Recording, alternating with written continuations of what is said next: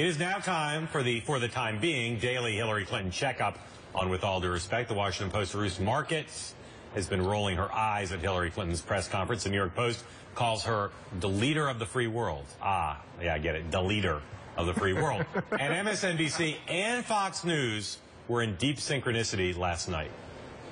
Hillary Clinton today made what was effectively the first major campaign appearance of her near-certain 2016 presidential bid, and it was not the one she would have chosen. It should come as no surprise that the former Secretary of State managed to dodge nearly every question thrown her way. Talking about her mother's funeral, Chelsea's birth and marriage, it was all focusing on something besides the question at hand here. She pivots, she distracts, and she does it fairly well. And there's a lot of people being like, here we go again. And their apparent belief that they don't have to follow the same rules that everybody else does. It starts with, what do you know, when did you know it? It ends up being released to tapes. Richard Nixon tried a similar tactic with tapes. She basically said, trust me. We cannot simply accept her word on this one. And that nothing work-related was either held back or deleted improperly. And she didn't just destroy that into destroying 30,000 emails.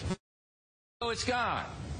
You can't allow this to happen at this level. You just can't. All right, so even the Hillary Clinton's strongest defenders know things are still going to be bad for her on this issue for a while. She did buy herself some space with the press conference, but it isn't going to end anytime soon.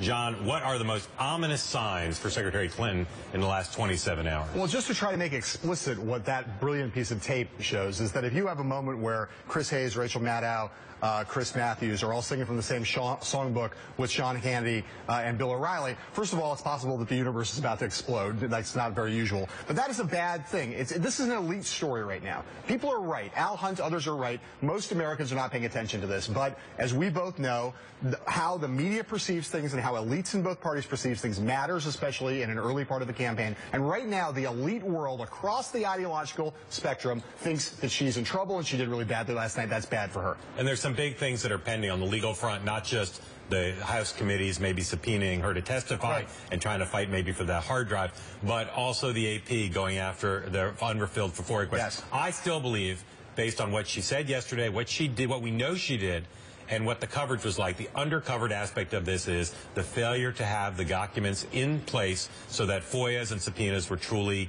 fulfilled in an honest way. She was at best cavalier about that, and I still think that's the part that's really going to come back to have people question, did she do the responsible thing as opposed to the convenient thing? I agree with that. I mean, obviously, we said it all day yesterday. You delete 37,000 emails. It just looks hinky. But I'll say again, I mean, maybe she would say, of course this is true, but there was no sympathy for her anywhere yesterday, and that is just ominous, I think, for her going forward.